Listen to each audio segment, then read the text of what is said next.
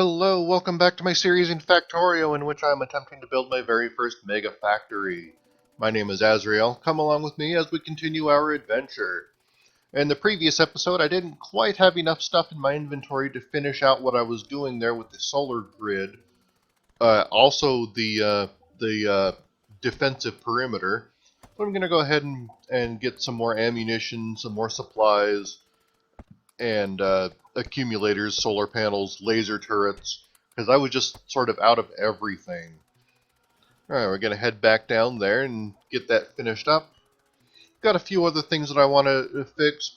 Primarily, when I took out the plastic production over here, I forgot to make sure that the petroleum gas line was connected up to the main bus, so there it is now. The plastic production over in my circuit facility should be able to actually operate now. Now I'm going to head over here and put all these solar panels down just when the sun sets. So I apologize if it's a little difficult to see what I'm doing, but trust me, you're not missing much. If you've tuned in to any previous episodes, you should have the gist of what's going on here. Just having my construction bots fill in some more squares of the solar panels. And then turns out I still don't have enough in my inventory to finish up those last little bits. I never seem to have enough of these. I always underestimate how many solar panels it actually takes to fill in each of those squares. It's only 16 in each little blueprint that I have, but since I just put down something like 12 iterations of that blueprint, it did add up to quite a bit. So I'll make sure to fix that again here a little bit later. In the meantime, I'm just checking out this new rail line that I had put in to service the copper mine down to the south, and also realized that some of these turrets did not have any ammunition in them. This intersection, as soon as I put it down, it didn't look right. It looks like it would be more complicated than it needs to be. So what I'm going to do is I'm going to split this up into two separate T-junctions, one down here, and then this section that supplies the coal mine, I'm just going to move it farther north, because right now the only thing in my factory that actually requires coal is the plastic production, and that heads into the base right up here. I'm going to slightly change this around. It'll still be a T-junction, but now it's a horizontal T-junction. And I'm just going to connect that up over here. And make sure I got enough rail. I actually do have enough rails sections in my inventory this time. Don't have to go running back into the base. I'm going to let the construction bots do some of the heavy lifting for me over here. And there goes that intersection. Right now, the coal mine does not have any power because I had ripped everything up. And once again, night falls, and it's difficult to see what I'm doing. I really do apologize. There's a lone biter coming after me there. Took care of it with my shotgun. And trying to reestablish the power connection. That should do it. Place down some lights so you can see what I'm doing. Alright, and that should be resurfacing the coal mine. Looks like everything down there is running once again. And the train should be able to figure out how to get there. And now it's just a matter of getting more of these power pylons, connecting everything up. I always like to have it look nice and neat. I'm going to place down some rail signals here. I want to make sure that there's at least one train length worth of a section leading out of each of these intersections, so that once a train is at the minimum distance away, it clears up the intersection completely, so that other trains, in the future at least, since there's really only two trains that use this section, but in the future there could be a whole lot more, and I want to make sure that they can all navigate these T-junctions as quickly and efficiently as possible. So as soon as a train is completely clear of the intersection is free up for the next train. And that should connect it up to the main grid so that there's several redundancies in place, so that if in the future I decide to rip up a large section of my track again, it shouldn't interfere at least as much with the flow of electricity. All right, heading back down here into copper mine number 2. All right, I know that some of those signals were really close to each other, but it doesn't really matter that much. All right, and the lights all start coming on. Okay, that should do it for that. Make sure to put out down a few more lights, because even though these accumulators light up when they're operating, it still doesn't light up the surrounding area very much. Alright, another thing I want to do is set up another line for the iron plate production, because right now I only have 2 of my dual columns set up, but that does mean that I have to move the power around, so once again things go dark, but it's all fixed now. Alright. I should have enough of these furnaces in my inventory to do this. Each of these dual column lines takes 32, which is just under half of what you need to fully saturate an express belt. But I'm not completely worried about throughput down here. The idea is that I'll make up for the fact that one of my dual column setups cannot saturate an express belt by just having a whole bunch of these dual column setups. Eventually, I will add a whole bunch more of these, uh, expanding it along the line here, so that in the future I'd like to have as many as 8 or maybe even 16 full lanes worth of each kind of belt. Because the factory, I have some plans for this factory. I know I keep talking about future plans, and it doesn't ever seem like I'm actually getting there. But trust me, we're getting there. It's slow but steady. Eventually, I would like to have my factory split into different facilities. Primarily, the down here you have smelting. Up here you have circuit production. The facility, the main base, what that I always call it, is going to be dedicated to research. I'll also have a module facility, a military facility, and then just a miscellaneous facility that will produce things like solar panels, accumulators, engines, all those fun things. Maybe even some robots. Because people keep pointing out, I'm not using any robots yet, except for the construction bots in my own personal inventory. And it would make things so much easier if I had an army of logistics robots helping me out. But it'll all come in time.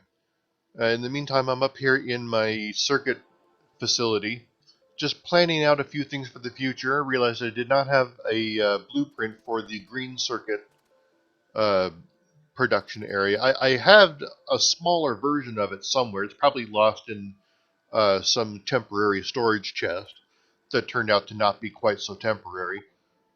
But there I went ahead and remade one, and I'm deconstructing the advanced circuit facility because I'm thinking I want to rotate it to feed off of the belts that are just below me to the south.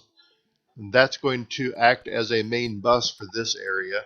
The green circuit, though, it's going to need a lot more expandability for the moment, so I'm going to leave it oriented as it is. These construction bots, they are taking a good long time to pick up everything in this area because there's all the belts were fully saturated with stuff. So I'm going to go ahead and help them out by picking up a few things on my own. All right, there we go. I had to put down a few overflow boxes to make sure that my inventory didn't fill up, but those will all be taken care of here in a moment. I'm just moving stuff around so make sure that it's all out of my way. And then I'm gonna redesign this whole area a little bit more. Eventually, my plan is to have at least 4 full blue belts full of electronic circuits, 2 full belts of advanced circuits, and then processing units. I'm still not entirely sure how I want to do that. Maybe 1, maybe 2. I don't know. We'll have to see what the base will demand of me. I know that processing units are very much in demand when the rocket uh, facility comes around. Those are required for some of those intermediate products for the rocket parts. So we're probably going to end up having to do a lot of processing units as well. But in the meantime, I'm just getting this uh, advanced circuit production up and running. Just the blueprint that I had in my inventory had a few things laid out slightly differently than I'd like. So we'll have to figure out how to reconnect everything. Starting with the copper plates. And this might not be the most efficient way to handle that, but it works for now.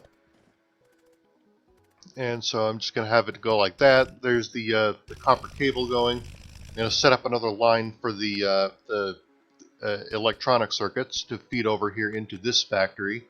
It's mostly just to get the bus set up. I don't want to deconstruct that other line just yet because I'm going to have to just rebuild it anyway.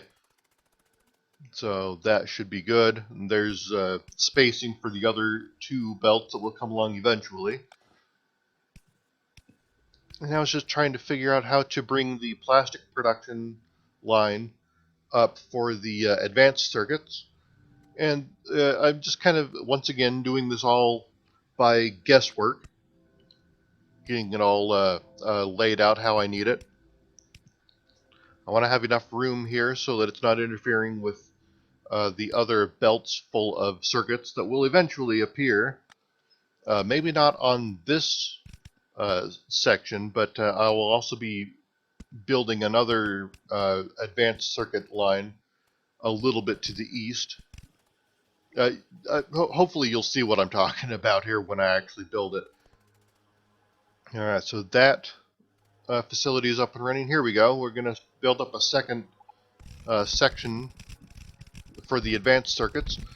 And I am out of blue belts in my inventory. I go over here and I pick up a few more, but then I think, wait a minute, didn't I just put a whole bunch of these down into one of my temporary overflow chests? So I end up not picking up a whole lot, and that's going to end up biting me soon, because I realized I did not have any over there in those chests. But in the meantime, I'll just go ahead and get this up and running anyway, and so yeah, it's just a matter of getting everything flowing over. And I'm wondering how to set up the copper line, but I think I'll just do it like that because copper really isn't in a huge demand. It just needs enough to allow the copper cable assemblers to run, which does not need anywhere near a full belt of copper plates. So a single belt full of copper could probably handle several more iterations of the advanced circuit production should the need arise. Alright, I'm getting the plastic fed up into there and now the green circuit.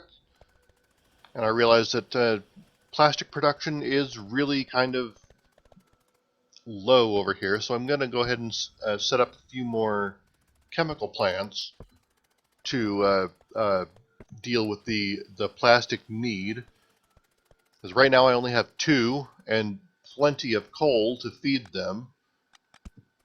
Yeah, alright, get that other line for the circuit connected up there. Alright, now I'm going to bring in these chemical plants to produce the plastic. Getting all that set up. Just basically going to copy the system that I have over just to my left.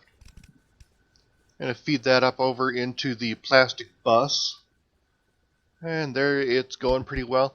But I'm going to make sure that I have plenty of plastic production running. I'm going to set up a total of 6. And once again, I am out of blue belts.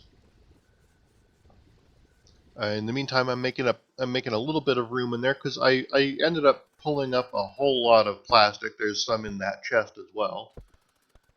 So there's just a ton of it laying around. Go over here, get a few more of these belts, and to get all that set up again. And in the meantime, I also noticed that it's really ultimately not necessary because all of this facility is completely saturated with the plastic. But that's okay. Like I said, it's planning for the future, so that shouldn't be too much of a problem. Anyway, back over here, I'm going to upgrade a few of these inserters up to the stack inserters, just to make sure things flow a little bit more quickly. There's some more solar panels over here in this overflow box. That'll come in handy for the grid that I was doing down to the south. In the meantime, there's an attack going on over here in my iron mine with no turrets to deter that sort of thing. So I'm going to put up a few of those, make sure that that all works. Another thing I wanted to do over here is redesign my oil flow, because I know that as soon as I set this up, I realized that there was one fatal flaw with how this was all laid out. This oil storage area is right in the way of future expansion for my oil refineries. I'd like to have that line of refineries extend out in this direction, but as you can see, the top 6 tanks here are just in the way. Now, it's a little hard to see what I just did there. I rotated the top 6 tanks so that they are now a separate system from the lower 6, and I have an electric pump pulling the oil out of them and into the lower area so that they will eventually empty. I could have just deconstructed them as is, but that would be a huge waste of oil, and I don't like doing that, even though oil is technically an infinite resource because your wells never truly run dry. They just run down to a trickle. But I've already got them. I really don't want to just destroy them all, so I went ahead and set up a system like that instead. Finally got some research going now that I put in some more alien artifacts into the purple science production. Probably in the next episode, I'm going to have to go on a big biter hunt because I don't have any more of those alien artifacts. In the meantime, I'm down here in the solar grid, just letting my bots finish the construction that was going on down there. Now I have a full functioning solar array in the design that I created. So that's all working at full capacity now. Now the next thing I want to do is eventually I want to get all of this production off of the left side of my main bus and focus it all entirely on the right side. That way we can clear up some more room over here for the circuit production. Um, One of the things, though, that I will have to end up moving is the sulfuric acid production.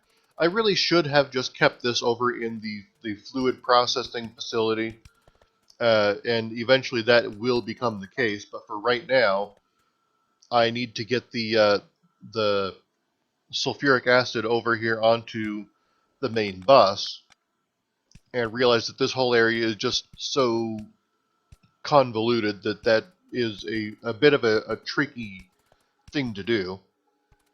But now it's there, it's on the main bus, and I need it to make a 90-degree turn to head over into the circuit production so that I can move the processing unit production over there.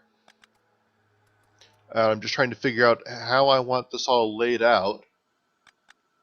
And again, this is just more finagling of these belts, but I believe I have an idea for how to do this, and it requires kind of deconstructing the green electronic circuit feed just a little bit. All right, that should do it. Now I've got to get all this reconnected. It's a bit of an ugly hack. There's some more attacks going on down in the southwest corner.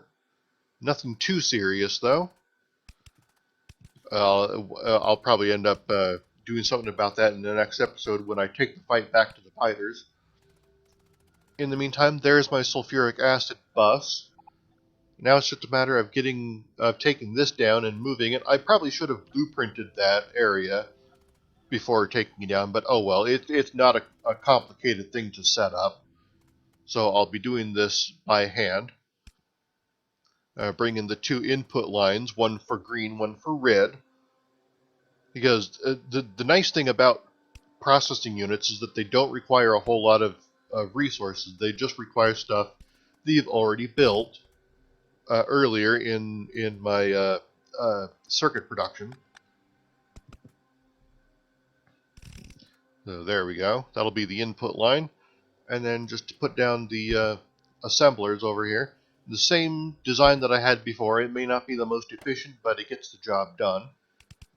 And once I have all of these other things, like the blue science up there in the corner, and the sulfuric acid, and the battery production off of the left side of the bus, uh, there will be a whole lot more room for it. In the meantime, just getting all the inserters set up.